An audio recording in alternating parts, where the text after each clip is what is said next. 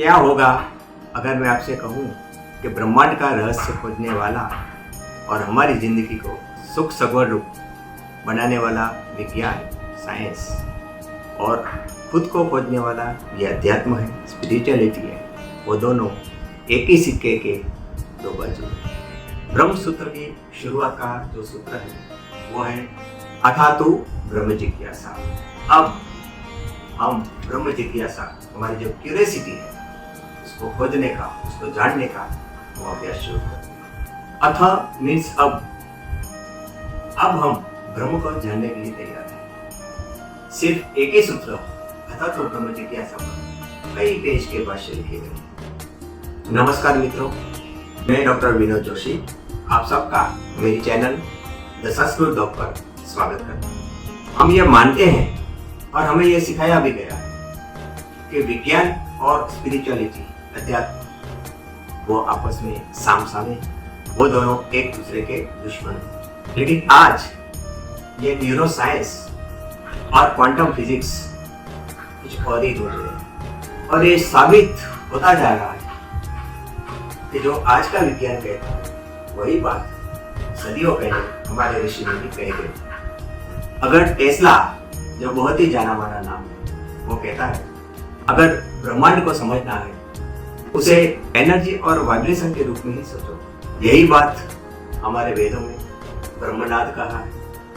Quantum entanglement theory और वसुदैव कुटुंबकम, क्या दोनों अलग है? स्पिरिचुअलिटी में बर्थ और डेथ का साइकिल बताया गया है। सृष्टि का सृजन और विनाश या प्रलय की साइकिल दिखाई गई है। हमारे ज्ञान की जो गंगोत्री है, जो वेद है, उपनिषद है, वो वही बात कहते हैं। अब हम देखें कि मॉडर्न साइंस और रिसर्च क्या कहते हैं।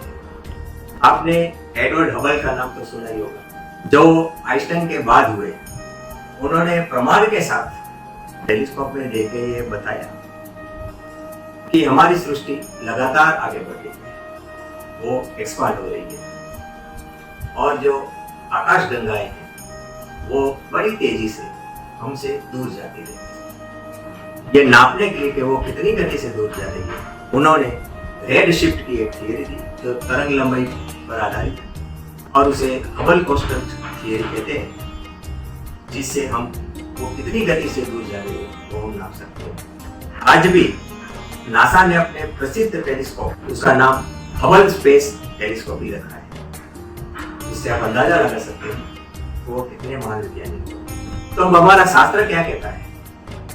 शास्त्र कहता है कि सृष्टि चलायमान है, उसका कोई स्थायी अंत है ही नहीं। ऋग्वेद, उपनिषद, भगवद गीता, पुराण और सूर्य सिद्धांत, इन सब में ब्रह्मांड की गति से जुड़े हुए सूत्र और सिद्धांत देखने को मिलते। ब्रह्मा जी द्वारा सृष्टि का सर्जन, भगवान विष्णु द्वारा उसका संचालन और मेंटेनेंस, उसको बनाए रखना, और भगवान शिव जी द्वारा उसका नाश करना, ये हम जानते हैं। जब भगवान शंकर सृष्टि का प्रलय करते हैं तो जो सृष्टि की एनर्जी है वो मूल एनर्जी विलीन हो जाती है और बाद में फिर से सृष्टि का जन्म होता है। साइंस क्या कहता है? एनर्जी न तो पैदा होती है न ही उसका विनाश होता है, वो बस एक साइकिल की तरह ट्रांसफॉर्म होती रहती है। अगर हम ब्रह्मांड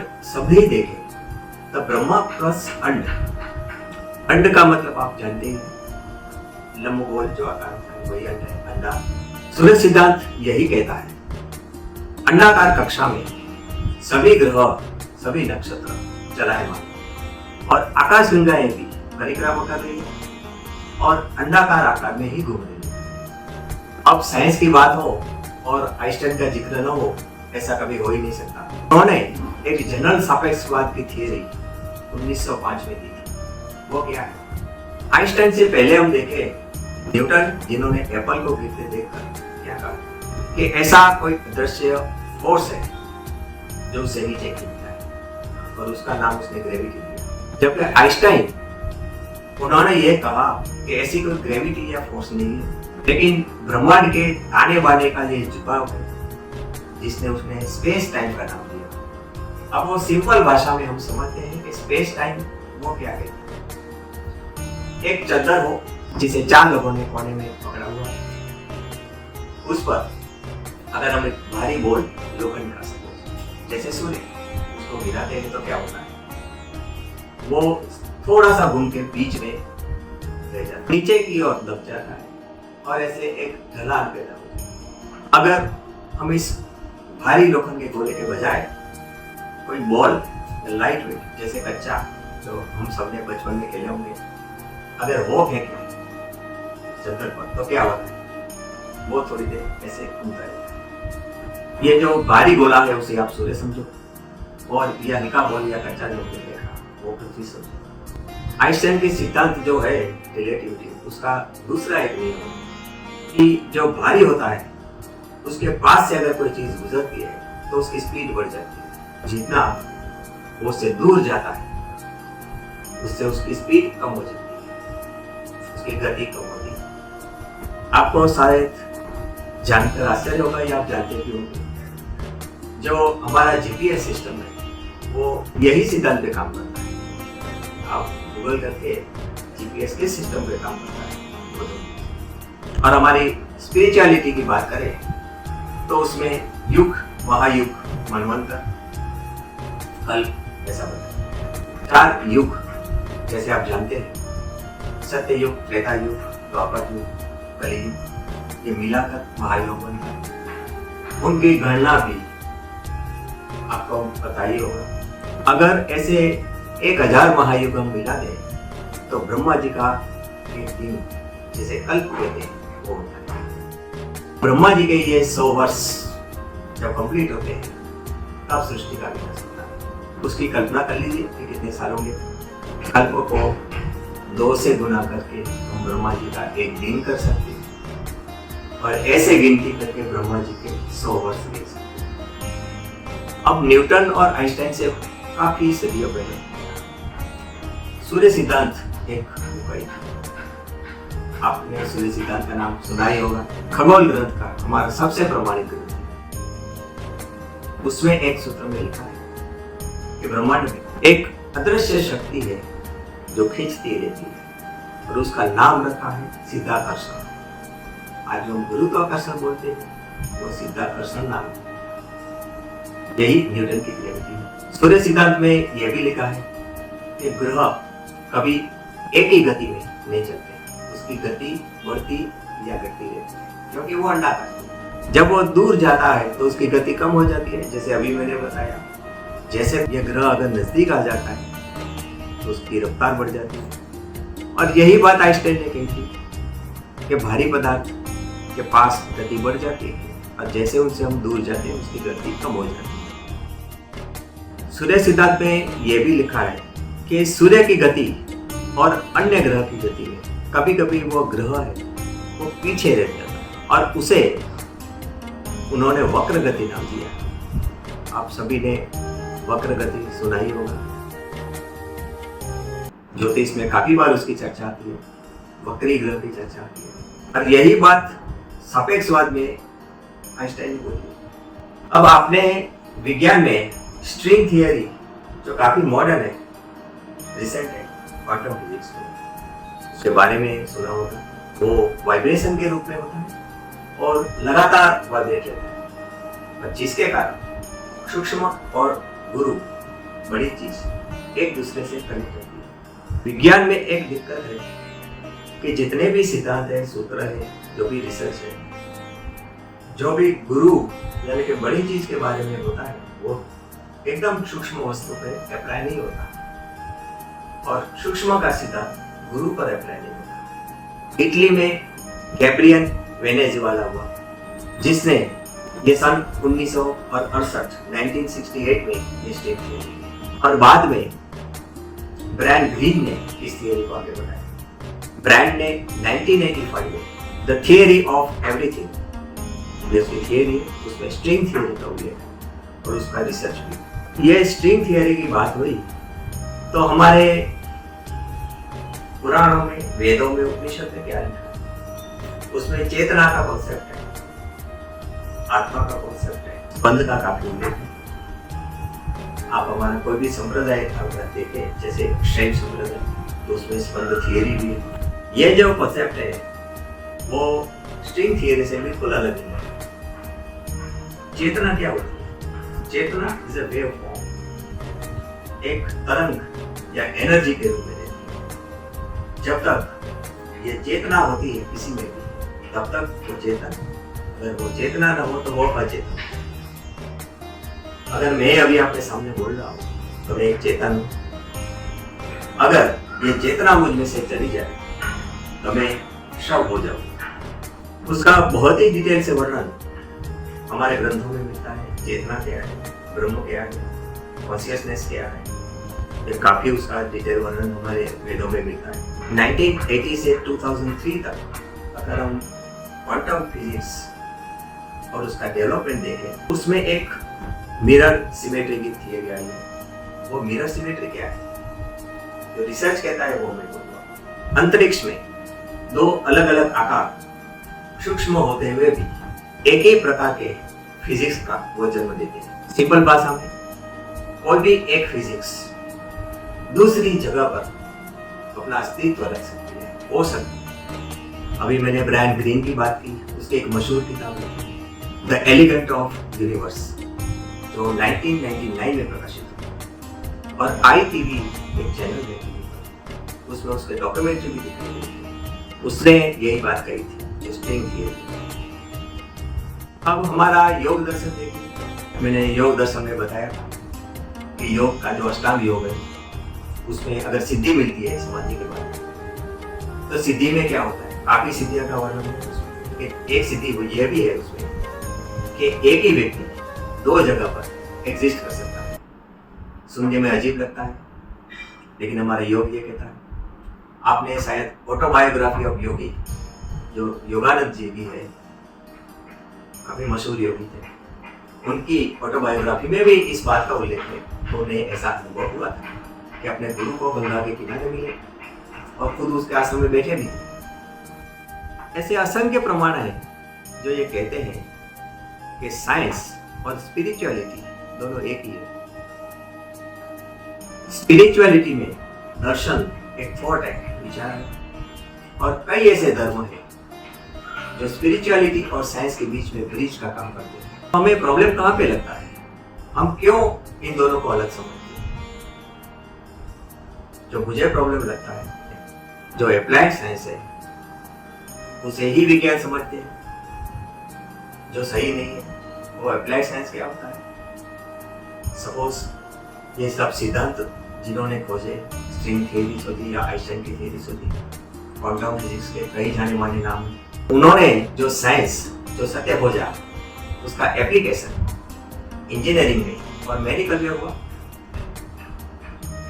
ग्रेविटी की सिर्फ बात करूं तो ग्रेविटी के ही सिद्धांत को जानने के बाद हमने बड़ी बड़ी बिल्डिंगें बनाई। जो इंजीनियरिंग वर्ल्ड, अगर ये ग्रेविटी का ज्ञान न होता तो हम ऐसी बिल्डिंग बना नहीं पाते। तो हम इंजीनियर या इंजीनियरिंग पर साइंस समझते हैं, लेकिन उसका बेस जो सत्य है, ग्रेविटी है, उसको जुदा कर देते हैं। मेडिकल में भी वही होता है, नया नया रिसर्च होता जाता है, कई नई दवाएं और बॉडी को समझते जाते हैं, जो एक इनर ब्रह्मांड है। नए नए इंस्ट्रूमेंट डेवलप होते हैं जिससे आपकी लाइफ आसान, सुख सुगम से भरी हुई हो। लेकिन हम अप्लाइड साइंस और साइंस दोनों में गड़बड़ी करके उसे स्पिरिचुअलिटी और अध्यात्म के सामने खड़ा करते हैं। और इंजीनियरिंग के, मेडिकल साइंस के उदाहरण है, जैसे मैंने अभी बिल्डिंगें कही, कंप्यूटर वो सबसे बड़ा एग्जाम्पल है, और उससे भी बड़ा आज का एग्जाम्पल मोबाइल है, क्वांटम फिजिक्स पे।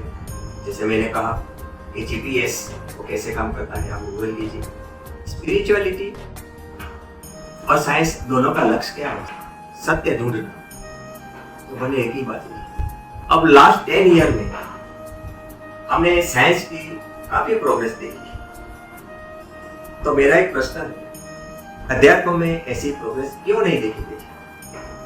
अध्यात्म क्यों पीछे छूट गया? बहुत ही सोचने जैसा ये सवाल है, उसका जवाब आप ढूंढिए। मुझे जो लगता है मैं बताता हूँ। जैसे ये सब बातें मैंने कही कि स्पिरिचुअलिटी और साइंस दोनों का जो कोर है वो सत्य ढूंढना है। साइंस है वो आउटर वर्ल्ड है, स्पिरिचुअलिटी इनर वर्ल्ड है, वो बाहर का सत्य ढूंढता है या अंदर का सत्य ढूंढता है। अब वहाँ के जो सत्य हमने ढूंढे उसे हमने पहले तो स्पिरिचुअलिटी से अलग किया, बाद में उसका जो भी फ्रूट मिले उसे आफ्टर जो डेवलपमेंट हुआ विज्ञान साइंस, उसने सत्य खोजा, उसके सिद्धांत पर ऐसे सुखसगर इंस्ट्रूमेंट साधन आपके लिए बनाए जिसका आप यूज करते हैं। फिर आपने उन्हें स्पिरिचुअलिटी से अलग किया और हमारा जो मोस्ट ऑफ द टाइम जितना भी हमारे पास समय है वो हम ये आउटर वर्ल्ड, जैसे हम रफ्तार से एक से दूसरी जगह पे जा सकते हैं।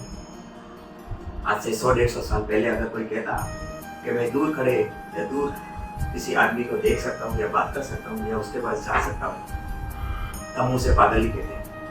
लेकिन आज ये सत्य है, ये आउटर वर्ल्ड में हम इतना बिजी हो गए कि जो इनर वर्ल्ड भी है उसको देखने के लिए समय नहीं चाहिए।